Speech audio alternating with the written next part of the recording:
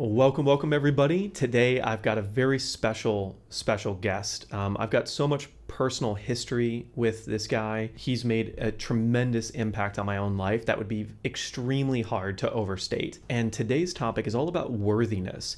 And I've heard so many different definitions of worthiness and best practices and principles from around the world. In the world of business, worthiness is you won't rise to the level of your dreams, you'll fall to the level of your standards and expectations. In the world of personal development, it's you are enough, you've always been enough, you'll always be enough, you were born enough.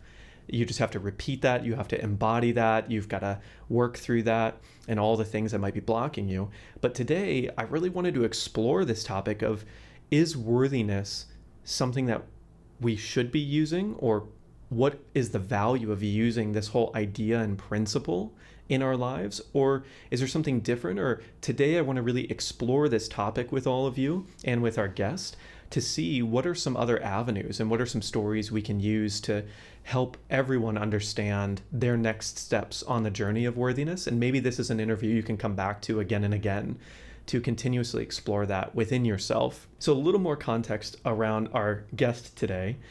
I met him all the way back in 2017, and I remember the moment that we met was outside in like a random garden party, and I had heard about this guy before, but I had never interacted with him.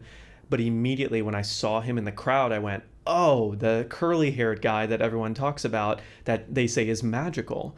And I think from even hearing his stories, I could get an idea of what he was going to feel like and how amazing he was going to be. But then over the years, spending some time with him in Tokyo, spending some time with him in Sedona, having him help me through various really interesting energetic and spiritual crises over the years. I have this joke amongst my friends that Jeffrey's always listening. So anywhere that I am, he's always here. And the guest today is Jeffrey Allen. He has been known as many things over the years: an energy healer, a spiritual teacher. He was a mechanical engineer, became energy healer in Sedona, Arizona, / really good rock climber.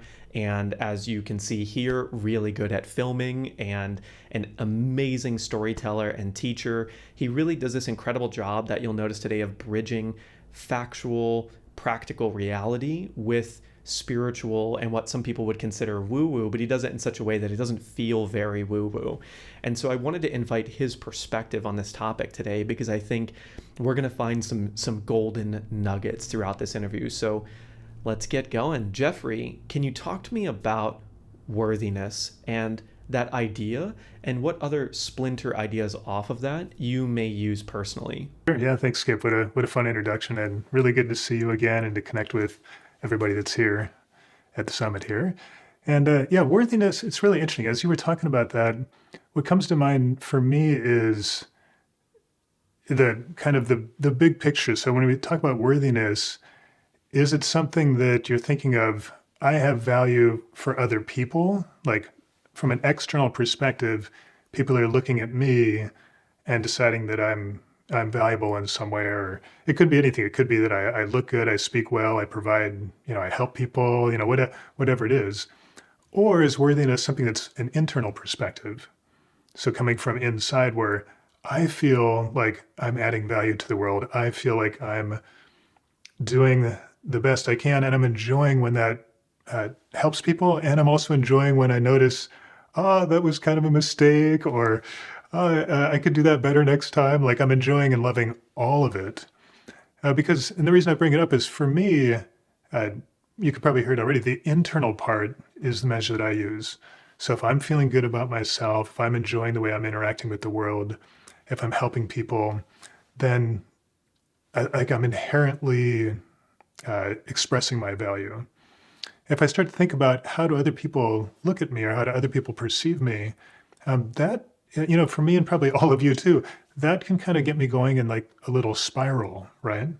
Like I mentioned to you, Skip, earlier, I was looking at my website.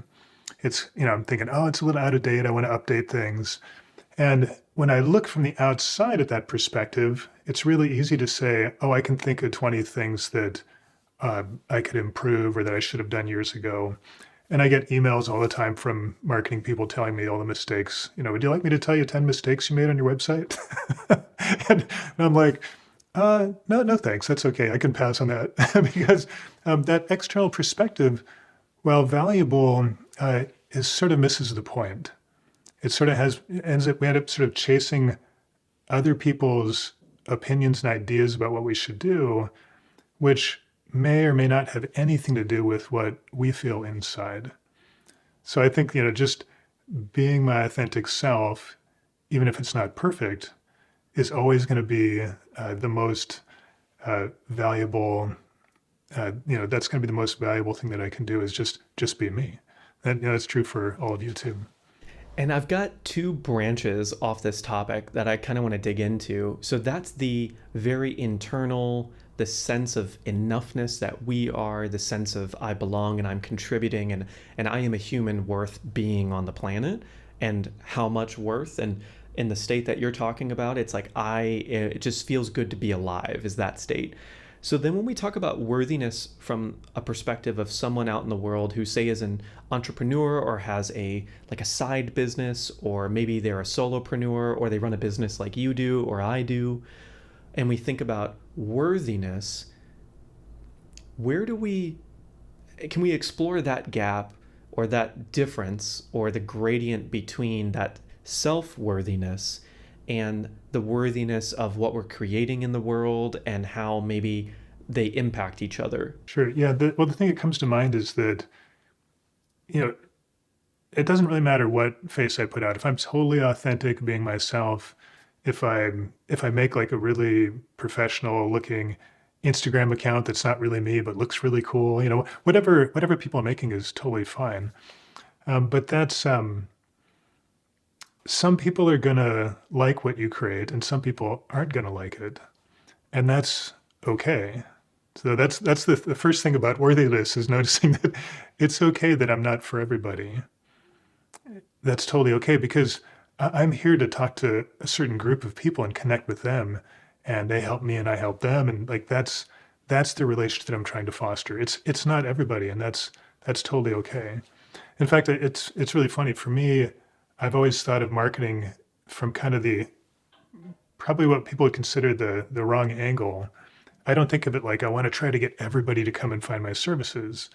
I think about it like I want to be myself so authentically that the people that aren't a match are going to be turned off right away. And they're going to go find somebody that does match them, that can help them, because I can't help those people. If we're not a match, I can't help. And so I don't want those people to spend their time watching my stuff. I don't want them to buy my products and then find out they need a refund. I want those people to go find their tribe, the person they connect with. And it's quite different than trying to make something that everybody will like. And probably it comes back to this worthiness that I don't have any question of if I'm worthy or if I have value, because I love me. Like I really enjoy my my practice. I really enjoy when I make mistakes. I love my relationship with my wife. You saw me, like I'm really enjoying this life and enjoying being me. And so the question of worthiness doesn't really come up. Yeah. Unless I start looking at myself from the outside. If I start looking at myself from the outside, then it's really easy to see, oh, here's some things that need to be fixed. But if I don't do that, if I just be myself naturally, then things flow really nicely. There's this idea of when I'm trying to balance my own, okay, I've got my own piece and I've got other people that maybe haters on social media. And I've been in the media space for a long time. And something that I have learned and I love is when you have an Instagram post that has negative comments, they add to the algorithm and the post does better, which then hopefully gets it to a certain percentage of everyone watching it that are going to love exactly what you're doing.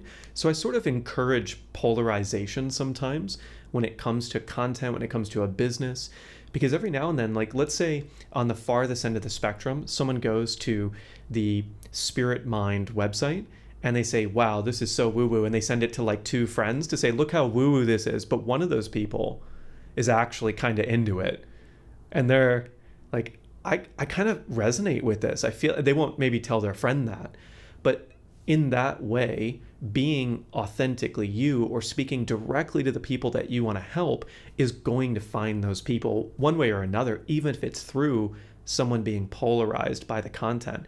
But when you're creating big things like this in the world that you want to resonate with other people, there's this, how do you decide what to work on? How do you decide what big goal? Because I know you worked on that project for 5 years and your wife has been working on it for her whole lifetime. How do you decide what to work on, and how much energy to give to that? And also, how do you balance this like beautiful life you're describing with yourself with building something like that?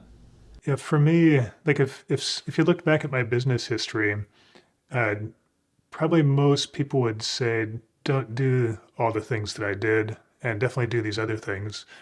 But I would say I'm probably happier with the success that I have than the people that are telling me that than they are with their success, right?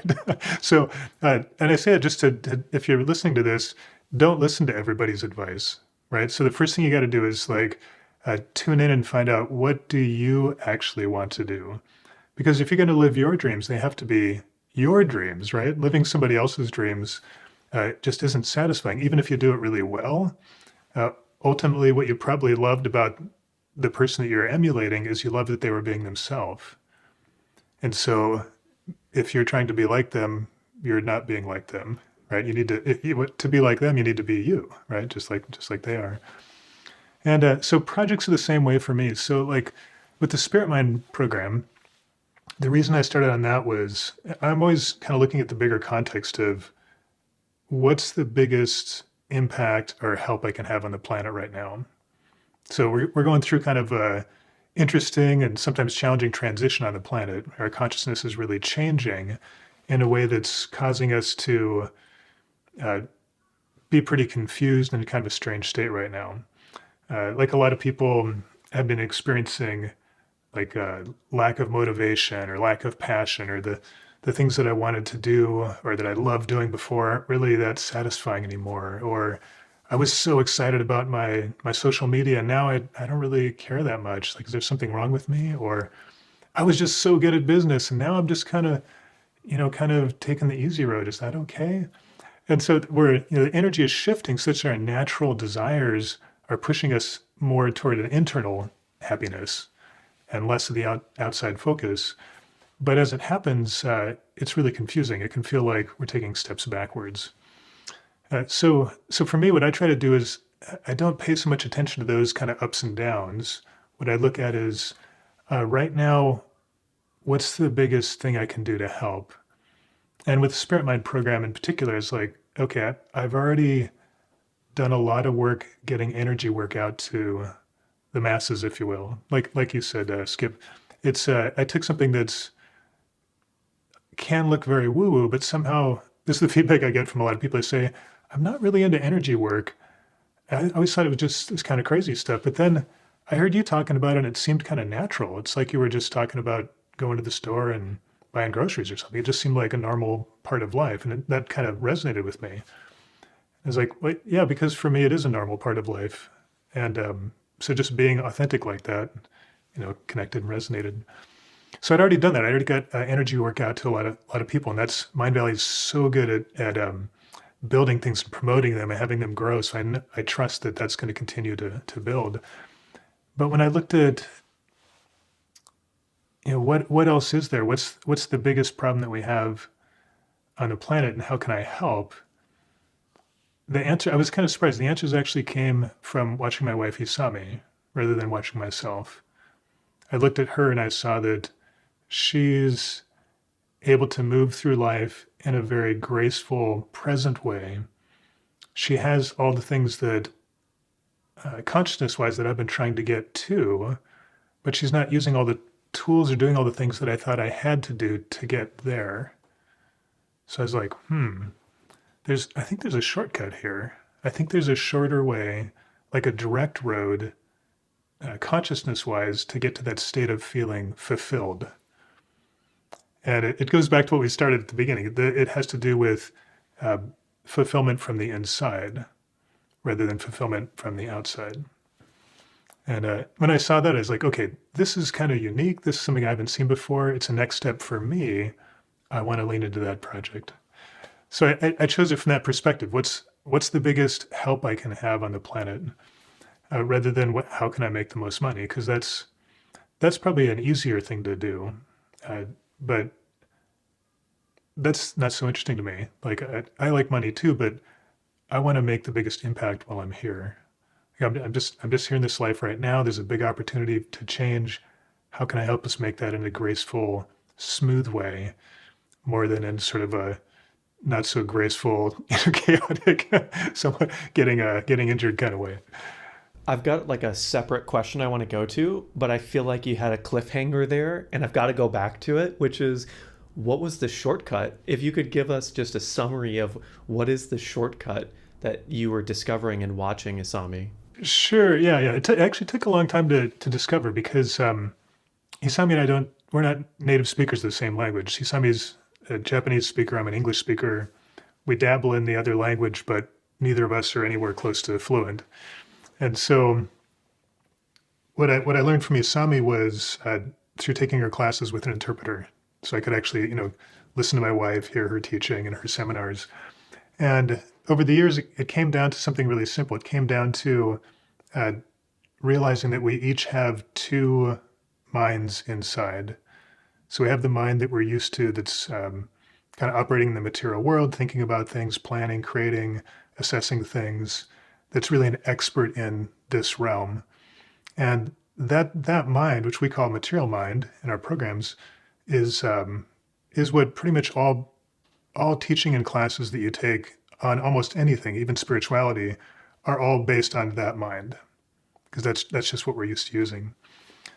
But the way the energy is changing on the planet is we're starting to realize, we're starting to wake up a different part of us, which my wife calls spirit mind. And this mind is always full to begin with. So if you're trying to create fulfillment and you have a choice between these two minds, you've got one mind that's seeking fulfillment, but always coming from lack. And you've got one mind that's always fulfilled to begin with. And so it's like, okay, this one, using this one, if I want to feel fulfilled, which is a better choice? It's like, start with one that feels full from the beginning.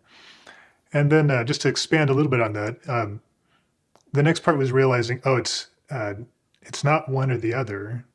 It's actually once I wake up this spirit mind and get to the point where I can sort of relax my ego mind, my material mind, it can come back into the center and then expand again. And then I've got both of them in harmony.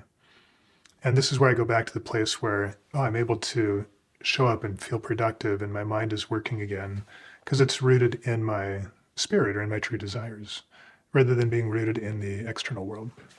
If someone is feeling right now, like either they want to access this feeling right now and they just want to feel what that feels like, or that they feel maybe like there's a wall, they're blocked off from this feeling, if we're talking about it and they feel like they can't access this state, what's a Jeffrey Allenism to feel this feeling either more or maybe for the first time in a while? Yeah, good question, Skip. You hit right on the challenges of getting people into spirit mind. So one, it's just engage the idea that this is my natural state. Like you don't have to grow up, you don't have to change, you don't have to learn anything. Your natural state is a state of spirit mind. It's inherent in you. So all you have to do is remember. You don't have to learn anything. There's no special technique that you have to do or achieve or 10 years of study you have to do or anything. You just have to say, okay, somewhere inside me, or it'd probably be more accurate to say, I'm inside this greater me, that's the universe, that's spirit mind. And right now when I'm saying it, I can feel people on the call starting to like open up a little bit and feel that, right? So that's there, that's within me. And in some ways, Marisa, when she says I am enough, what she's doing is kind of waking this up too. She's saying, remember, I'm enough, I'm enough. So she's tapping on this spirit mind energy to help you remember that as well.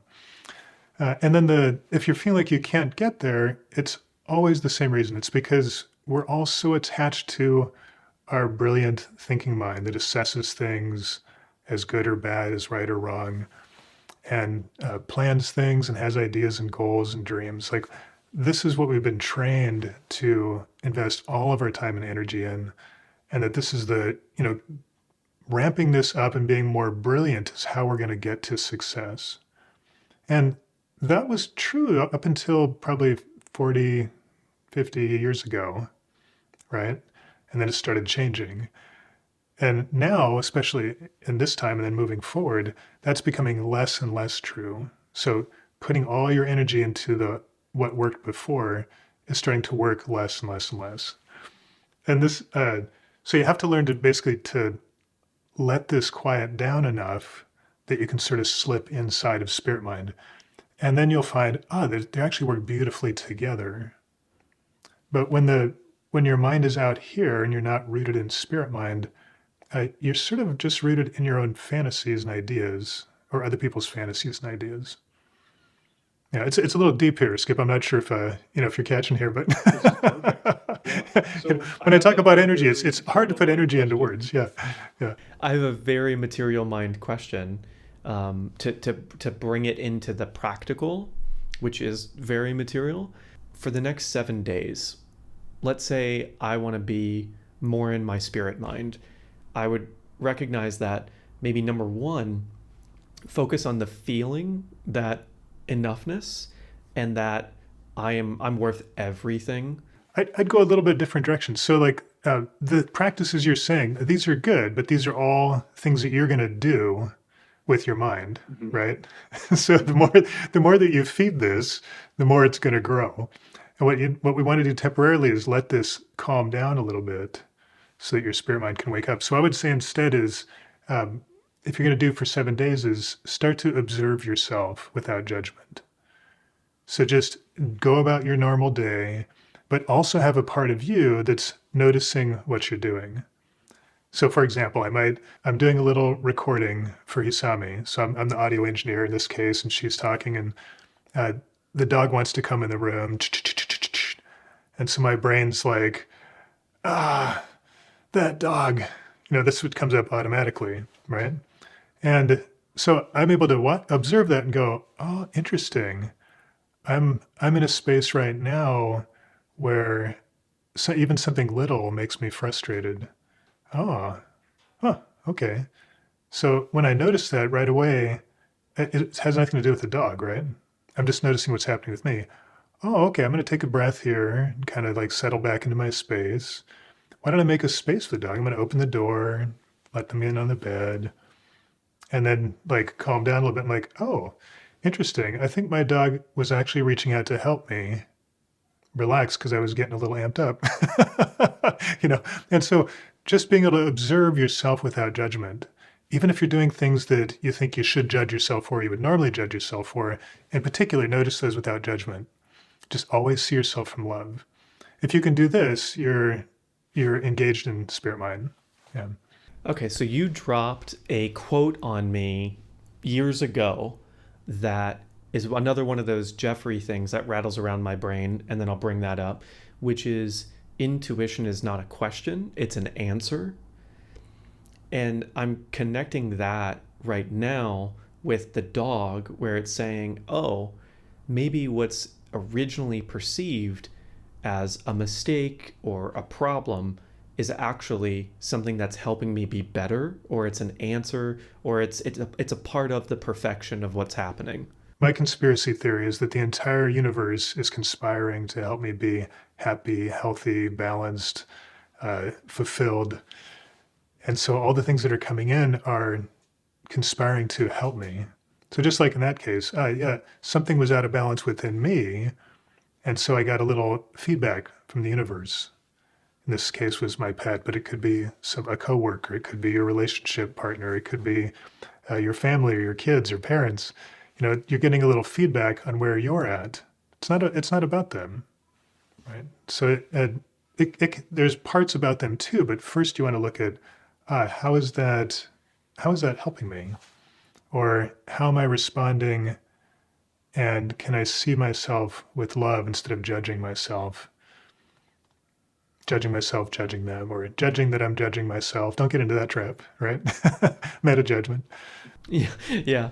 Do you have do you have any daily, weekly, monthly, quarterly practices for people to like do you have a calendar reminder that goes, "Hey, remember to love yourself. Remember to judge less and like let it go." Because I feel like the material mind will get so caught up in life after hearing this that people might get back and I might get back into thinking about these and forgetting this conversation and this feeling of this conversation. I've tried that before. Like I've tried to put like a reminder in the phone that says relax, smile, meditate, things like this. It's I think the act of putting it in the phone probably helps, but then once it's in the phone, it doesn't matter if it ever goes off. It doesn't seem to within a day or two, it's just another notification that you ignore, right? So but the act of saying, oh, I'm going to lean into a future where I'm smiling more, where I'm relaxing more, where I'm enjoying myself, where I'm coming from love more, that's definitely worth doing. Hmm.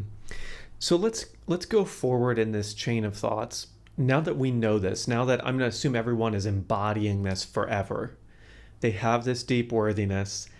They're always going to be perfect. They're going to remember this, and this interview changes their life. We go forward maybe 4 weeks or a month, 2 months, and I'll just say me, right? Okay, so I run this big business, and now that I feel worthy, I'm only ever going to see massive growth and success and achieve every dream I could possibly imagine, right? Right? You know the answer there, Skip, right? This is set up. Yeah, a lot of times we think that this is what we want to happen. We want to perfect ourselves in a way or grow in a way that life is going to be beautiful in every moment forever. Beautiful from the perspective of what we want to happen, not beautiful from the perspective of how we're living through what is happening, right? And that's a big distinction. If you have a concept of how things have to be, um, it's not always going to work out that way. Like life has its ups and downs. Our health goes up and down. Our friendships flourish and end. Relationships come and go. Money comes and goes. Like everything is in motion as it should be. Like that's the beauty of life. And so the trick to spirit mind isn't about feeling that you're on top of every game all the time. It's that you're in the moment and you're present. And it doesn't matter what's happening, what challenge is there. Like everything is giving you this feedback of like, ah, here's how I'm experiencing this. Here's where my rough edges are and I can smooth them out. Here's another chance to enjoy something, even if it's not a pleasant thing. It's really hard to put into words, but it's everybody's kind of trained to chase something that's not there, which is that the material world, that your body, all these objects around us are going to come into some sort of permanent harmony where there's never any problems. Like that's not going to happen. sorry to break it to all of you, but that's not going to happen. So, but it's okay. It's okay because regardless of what's happening in your life, you can still see it from love and see yourself from love and still be fulfilled, even if you don't have every single thing that you imagine you need to be fulfilled. Because it doesn't have anything to do with all those things. It just has to do with what's happening internally, right? There's a quote. It's not even honestly a quote, but there is an idea that the last time that you and I spoke, I was in Mount Shasta, probably nearly in the fetal position, in so much emotional pain. And after we talked, I came up with this mantra for myself that I believe may help a lot of people. And I've got to give you credit because you didn't give it to me, but it came from you, from our conversation. And the mantra was surrender, allow, enjoy, in that order. So it was like anytime these really tough emotions or thoughts were coming up, I said, okay, step one, just surrender it. Step two, just allow it to exist. And step three, enjoy that tough thing and just realize that's part of my journey. Yeah. Oh, that's beautiful, Skip. Those are really nice. It reminds me of when you say those three words, I think of a river flowing, right? And I love outdoor adventures. That's just part of me. I've always been kind of an adrenaline junkie and loved the outdoors. So if I'm in a raft going down the river and the river's going to change over time, sometimes it's going to be really kind of boring and smooth. Sometimes it's going to be class 5 rapids. And I love all those things. Like, I love the excitement of the challenge. I love it when it's really peaceful and I can relax. When the river dries up and I'm just sitting there with nothing to do, like all these things can be very beautiful if you're able to be present in the moment. But if you have an idea like, I need to always be in class 5 rapids or I'm a failure, that's that's going to be very difficult. But if you can adapt to sort of whatever situation you're in the moment and really love it, then everything's beautiful, everything's fun. Yeah. Ooh, I just feel like I got called out so hard there in the best way possible. I'm definitely one of those people that my material mind likes to get into that zone of, if it's not intense, I can't be there. And so I love that. I love that. So you said this thing earlier that I want to go back to, which is the question that you ask yourself for determining your season of life, your next phase, what you want to work on was, how can I help the world the most with whatever skills I have available? I want to ask, number one, how do we think about, feel into what our question might be when it comes to that North Star of setting our goals for life? I remember I don't remember if it was in conversation with you or if it was in one of our interviews prior, where you said that Hisami always says the goal of life is to create happy memories, and that's it. And that's what she said. And Hisami is just one of those people where she just says like one thing and it's like 4 words and you go, oh, yep, that feels pretty final and accurate. I wonder, number one, how do you go about that? And number two, if there's some context there, I know you love the outdoors. I know you were a mechanical engineer. I know you were an energy healer, a software engineer. So you could have done all of these other things. And maybe if we think about this spirit mind idea of, of course you didn't need to do anything different at any point in time to contribute more to the world. I think just being a person who has that like connection to that worthiness is probably all you ever need to do. And if you're not doing it, it's probably great too, right? How do you think about that? How would you encourage us to think about that or feel about that? Yeah. Yeah. I think it's a good question, Skip. So, like, for everybody, you kind of have to find your own internal question. Like, it's not going to be, how can I help the most? That's some of us have that as an internal feeling, right? Mine actually came from, I was meditating when I first found that the ability to be able to communicate with spirit guides. After getting through kind of like the mundane things of asking them, like, hey, am I going to get a raise this year? Am I going to find a girlfriend? Like the things that we would, that we would ask if we had, this guidance that we could tune into. I asked all those things. And eventually things got deeper, past mundane. And at some point I was like, why am I here? Like, what's up? Why am I here in this life? And the answer was really simple. This is from my guides, but you're right. Hisami always gives these really simple answers too. But my guide said, you're here to be of service. And I was like, wow, that concept had never crossed my mind. And I was actually a little bit embarrassed because I thought, oh, service. I thought that was something that somebody gave me. Like, I went to a restaurant and there was like a server helping, or I went to the gas station and there was somebody, a service attendant. It never occurred to me that I was here to be of service. Like, something really woke up in me. I was like, whoa, I didn't know I was so self-centered. Because I'm a good person. I love myself. But I realized in that moment, wow, the fact that it never occurred to me that I'm here to be of service to others was kind of shocking and eye-opening, right? And from that time, for me, that that was always the thing to tune into. How can I be of service? And really interesting from a business perspective, when people talk about making money and creating a strong business, there's a lot of different ways to look at it. But what I realized is if I just focus on this, like, how can I be of service? Then money will flow back to me. Like, money is sort of the return on investment of helping people. I'm providing something valuable, and then so money's coming back to me. It's a really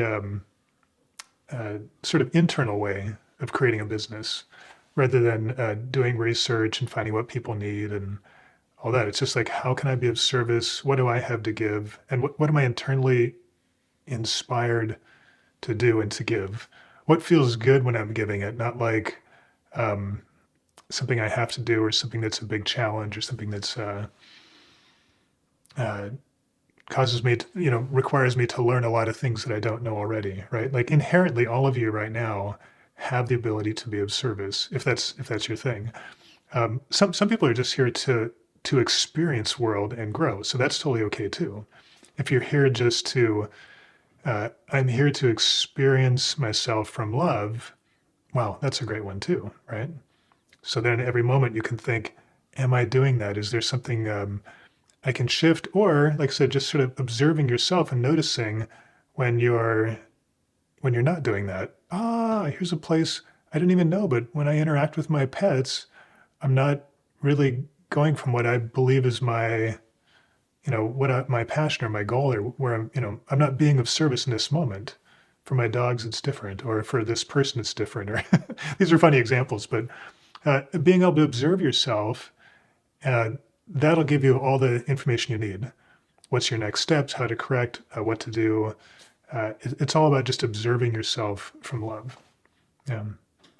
But something you said there, I kind of went around in circles a little bit, but when you mentioned what Hisami said, that was a really interesting perspective too. She said, when I said, what a lot of people ask, what's the meaning of life or what's the purpose? And she said, oh, that's easy. My purpose is to create happy memories.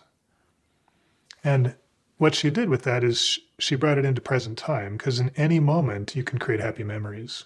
Like, we can create happy memories right now. Doesn't require any money, doesn't require any special circumstance or clothes or, anything. You can create a happy memory anytime by yourself or with others. And those are things that you keep. Once you create them, they're done. They just keep building and building. But if I have to create happiness in the future, I have to create $1 million or a new house or, some kind of relationship or something. Those are things that are all not now. Those are all things in the future. It's great. I hope those things can come through too. But if you're not present in this moment, you sort of missed out on the whole game altogether. Probably when you create those things you think you need, you won't be present in those moments either. You'll be looking at the next thing, the next thing. So being able to slow down and be present right here, create happy memories, is probably the most succinct and easy practice for feeling fulfilled. Love that. You gave some really, I think, valuable examples of different like mantras. So if yours was to serve humanity as much as I can right now, and then you said for other people, maybe it's to experience life. For some people, maybe it's to really experience love. If you were to just riff on a few more of those to start to kind of, I think it's going to resonate with certain people and they might pick one out and it might like create a response in them. What would be some other ones you've seen with students or just heard or are feeling? I kind of tune in right now to who's listening. So the big one that I see is people wanting to, this is probably why they tuned into this program in particular, people wanting to feel like they're complete, like that or enough, that there's this story that I've been told that there's something wrong with me or that I need to be somebody else isn't a true story. It's just a story that somebody told me. And whoever told me that story probably told me that story because somebody told them that story. We kind of pass these little myths, these little, superstitions and stories onto each other. It's not that bad people tell you something and then mess you up. It's not that at all. And so that's a big one. So I'd say if that's the thing, it's I would lean into just noticing yourself from love. So my purpose is to love myself, but not from the outside. Not, you have to say, my purpose is to notice that I love myself, right? You don't have to change to love yourself. Just start noticing that you do, right? So notice that you love yourself, right? So that's a great one right there. If just kind of looking again at the energy. If you feel like your goal is to create something, like creating something in business, or that one's really interesting. So that one has to do with impact too. It actually has to do with, there's something that I want to see in the world, I want to see spread or grow in the world that I can help with. So for some people, it's a cause. Like it might be, I love animals, and so I want to do something to help animals live better lives. Or I love technology. I want to make this cool technology that I love available in a way that other people can access it that aren't like me, so that more people can fall in love with it and can enhance their lives. Or I love relationships and somehow I have got a knack for it. So I want to help people that don't have a knack for that find their happy relationship, or find how they can relate to people in a way that they love. I mean, so for each of us, it's a little different. It can be something very specific like that. Mm. And I love this thing that you just did that I want to point out, which is you found a very particular thing and then you sort of investigated how to zoom it out and how to make it bring it to that very spirit level of what it really is. Um, you know, like I might cut this out of the interview, but there's some personal context that I wonder what your reflections are on that I think some people might relate to. I've had this very consistent pattern of I'll do something that people might consider big or important, and as it's sort of happening, I'm just sort of enjoying what's happening, and then I want to go and like take a break, and I'm in that place of, I say that fulfillment is the harmony between peace and pursuit. And so I like seasons of peace and I like seasons of pursuit, but it seems like every time I go into peace, pursuit comes after me and goes, I've got your next job. I've got your next mission, if you will. And then it's this very strong feeling that, and I know the feeling because it's the same feeling every time, where it's sort of an assignment, I feel like.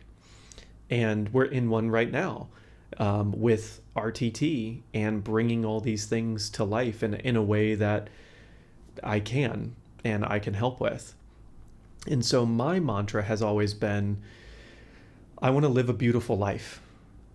And a part of me living that beautiful life is helping other people find that beautiful life for themselves. And that can be doing things or it can be not doing things. There's really no way to mess that up other than the perspective that your life is beautiful in all of the things. I can resonate with the things you're saying, Skip. It's the trick is to receive them with that spirit mind part of you. So kind of with, or you can even say with your spirit, receive them from spirit or spirit mind. Because what I'm doing is I'm kind of watching the energy of people that are watching the call. That's what I do, right? Instead of thinking about things, I just tune in and just hear in the moment and see what's going on. And so some people hear your message and it really lands in their heart and they resonate with it and they get it. But some people are listening to your message and they're hearing like kind of like a measuring stick that like a new measuring stick they've got to use to see how they're doing. And so if you're feeling that, if you're hearing this and you're hearing like, oh, here's a new measuring stick that I can use to assess whether I'm doing well or not, just definitely throw that away, because that's right. So that's the hard part about watching interviews like this is the takeaway, you want to take away something that's like a note or a to-do or something that you can apply. Um, but that's not the actual value here. The value is is more internal. It's like you had a little aha, something woke up. You don't have to take a note about that. That'll sustain. Just stay in that aha moment, and you've already reached the goal. Like you don't need to take a note so you can get back to it later. Just get it right now. Be in that moment. Be in that feeling. Yeah. If and when, and I believe that everyone here is going to experience times where the material mind is racing, is there any practice, and I can share one you've taught me before, that I actually use? It's probably like the fourth time I think I've said something about Jeffrey has taught me this in the past, and I still use it to this day. So take that as a grain of salt that you will remember certain things because of the way he teaches it. But one thing you've taught me, and I'm curious if there's others like this, and you taught me this with your rock climbing story, but it's to literally as gently as I can wiggle my fingers together and just focus on feeling my skin. Just focus on feeling this very gentle touch in my fingers. And I do it for 10 seconds. And it like, for some reason, it just works. And it just brings me right here. Yeah, that one's actually from my wife, from Isami. You know, when she's got a really interesting perspective. Like she used to come to my classes in Tokyo when I was teaching energy tools and teaching people how to ground, work with their chakras and their aura and tune into guides and intuition and so on. And it was really fun because she would always have a completely different perspective afterwards. And so one time we were kind of talking about how would she do the same things. So when I talk about grounding and feeling present in the body, I do it like by visualizing. I'm going to visualize myself being grounded, maybe a waterfall or a tree trunk, and like just try and feel myself coming back in. And Isami says, "Oh, that's easy. I would just touch something." So she's like, "You can just touch your hand like this, you know, or like this, or." Uh, she says, "That's it. Now you're grounded." I was like, "What? What do you mean?" It's that simple. It's like, oh, okay. But then I look at the energy of what she's doing, of course, because this brings you into the present moment. You're focusing on something that's happening now rather than something you're imagining might happen in the future that you're worried about or that you're hoping for, or obsessing about something that happened or didn't happen in the past, something that you said or didn't say. Like all those things about future and past aren't important right now. Like the one thing that's important right now is right now, because this is where you are right now. Right? And so this brings you back into that, just touching something. It can be this or your skin or anything. Yeah, really simple tool. Now, this is, I'm just going into, I don't want to call it the normal terminology, but let's say someone really embodies this and they go into this spirit mind, and the way we would describe it right now is complete fulfillment and happiness now and forever. And they stop doing everything. And they don't go back to work.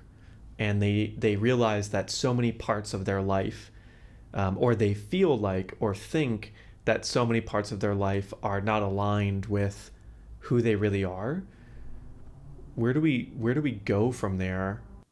Like what I'm talking about from spirit mind is being aware of yourself.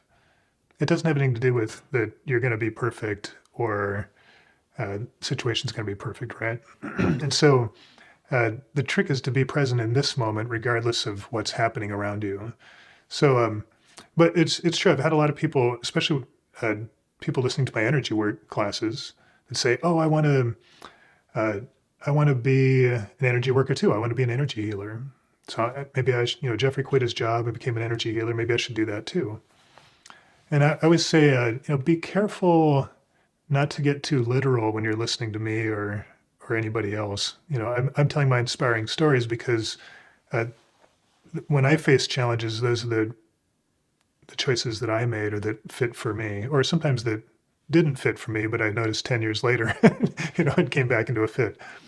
And so for you in the moment, like whatever feels like it's your strongest challenge right now may actually be the perfect place for you. So if you're just dying to get out of your work or you're just super bored, bring a different awareness into that work. It could be that you're the person that's going to change that situation for everybody, that you're gonna be able to bring some light into that stagnant energy that you're not enjoying, whether it's at work or friendships or whatever. And sometimes the opposite will be the case. Sometimes you'll notice that uh, I just have permission to leave. It's time for me to exit this situation and create new ones, whether it's relationships, jobs, and so on. But it's up to you each time to kind of decide which is which. There's no real rules to follow or like formula you can fill out. It's just keep tuning in, feeling what's right for you, and you'll know. Like all of us have that feeling at one time. All of us have uh, been in a room where we don't know anybody. Um, we see somebody and we feel something. We feel something lights up. I want to talk to that person. I want to connect with that person. And then when you do, it's beautiful and they become a friend. So that's a good example. You had a feeling and you knew. You didn't need to know why you knew. You just knew, right? So, yeah, so I'd hope people wouldn't do that situation where they just like expect, oh, it's all going to be bliss forever and I'm going to stop acting in the outside world, because having your being in tune internally and being able to be inside spirit mind with your awareness doesn't mean that you stop uh, operating and acting in the outside world, or that you stop thinking. But a lot of people get confused that way. They're like, oh, um, my normal way of thinking is that I need to determine what's good and what's bad, and then squash the bad stuff and raise the good stuff. And so I learned this new thing that's spirit mind. And so then that must be the good one, and this material mind must be the bad one. So I'm going to try to like squash that and raise this one up. And I'm going to always have this, and I'm never going to go to work or think anymore. It's like, well, not exactly, because that's all material mind thinking, right? So this dualistic thinking of good and bad and right and wrong, the spirit mind is the third perspective. So it's a perspective of wholeness or oneness, and everything fits in there. So the good and the bad fits in there. Everything's okay, right? So it's just a different way of it's a different way of perceiving and observing the world. And you're not going to just have that one. You're going to have both. Like I have the side of me that assesses things as good and bad, or I want it or I don't want it, or right or wrong. And I have the part of me. That's why we say you have two minds. I still have that mind. I always will. And I love that mind. It's really productive and helpful sometimes. But it's not a good ruler. It's a tyrant. Like that material mind is a tyrant. But I also have this other mind that is always coming from love. And this one is a really beautiful, wonderful leader that can include my, wonderful yet sometimes crazy material mind as well. You know, so that's kind of goal. Is like I'm going to have both. I'm going to love them both, and now suddenly things are moving forward. Final question for you, Jeffrey. Can you describe when you drop into that spirit mind, or that feeling of worthiness, wholeness, fulfillment, of you couldn't be unworthy with anything, just that total feeling of wholeness? What does it feel like for you? Yeah, interesting. Well, for one, it's not actually about me, so it doesn't feel like I'm inherently worthy. It's a collective consciousness, right? So I just noticed that, oh, everything is beautiful. Like everybody that I'm interacting with is beautiful. The whole dance is beautiful.